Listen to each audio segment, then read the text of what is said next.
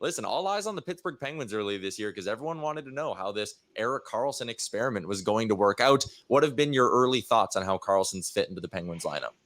Well, thank you for having me, first of all. And I think the results have been mixed, not because Carlson's played poorly. Carlson's been um, very good, in fact, better defensively than I expected. But a lot of talk with Pittsburgh was how would the power play work, and it hasn't. It hasn't worked at all.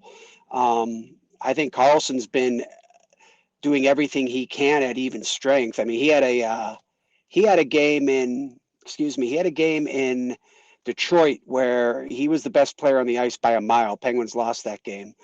There's been a couple games this year. One of their wins was in Washington, and he did the same thing.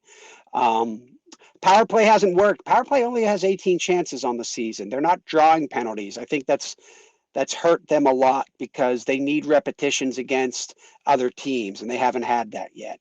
I also think that one thing that might be going on in Pittsburgh when it relates to Karlsson is he's fit in very well, but specifically on the power play, the sense I get is Crosby and Malkin are kind of waiting for him to take charge, but they haven't necessarily expressed that, and he's sort of a little bit uh, deferential to them because of all that they've done and what they've won in Pittsburgh. So I think that will clear up as they get more opportunities, but they're not able to play the way they used to draw a lot of penalties either.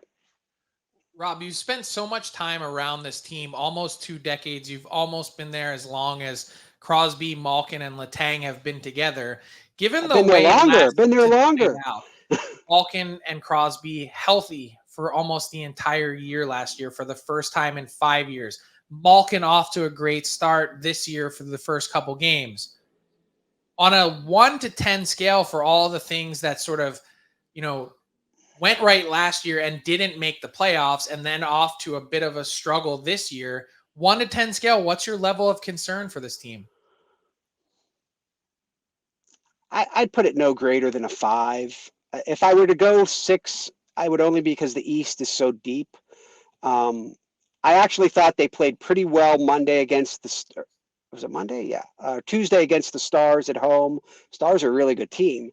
Um, they forced Ottinger to be a world class goalie in that game, and then they had a guy playing in his first game, John Ludwig, get knocked out basically on an open ice hit, and I think that kind of stymied them. But they just shut out one of the best teams in the league and dominated. I expected the Penguins to start slow.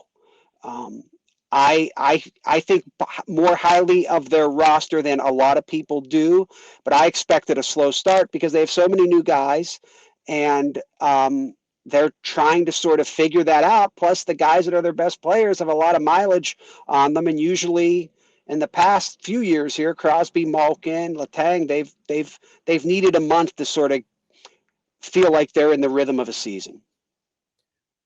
What's the status of the Penguins goalie situation? Alex Nedeljkovic goes down with injury. Tristan Jarry has a significant injury history. Where do the Penguins goalie stand? Jarry's I've talked to him several times about this. He says he hasn't felt this good in the NHL. I think the off season of rest and a little bit of rehabilitative work on his back really unlocked a lot of things for him physically. I've had people in the organization tell me they've never seen him in better shape. I'm not worried about him. They want to play him no more than 55 games, no more than 55 games. So, Nedeljkovic is going to play a lot when he comes back from the injury. But one of the things Kyle Dubas did was, he signed 3 quality goaltenders this summer, and it's because he was guarding against an injury or a performance situation. So I think they're covered. Now, if they have an injury to him or Hellberg, that's going to put things in a different situation. But for right now, I think goaltending's not been an issue for Pittsburgh. And what about the bottom 6? We know Kyle Dubas went out and reinvented it. Has it been good enough to start the year?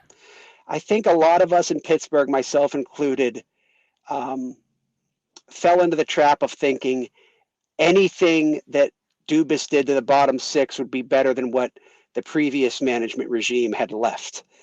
That's probably not true or fair. The truth is, the previous regime left the Penguins with a lot of holes. And I think the Penguins took some flyers on some guys this year. I think they've got more options in terms of veterans playing at the AHL level. One thing that Fenway Sports Group has really done is allowed Dubas to spend a lot of money on veteran guys that would clear waivers and be in the AHL for call-up situations. But, you know, their third line since Zahorna has come up, playing with Eller and Drew O'Connor, has been better, more noticeable. Eller got a goal last night against the Avalanche. But the fourth line is still a big problem. There's a big contract with Jeff Carter. I thought Carts might have sort of like a little bit more to give than he did last year. I don't think it's that he's not giving it. I'm not sure if he has it much anymore. And the third defensive pairings is a wreck too. So to me, those are the two real concerning areas for the Penguins.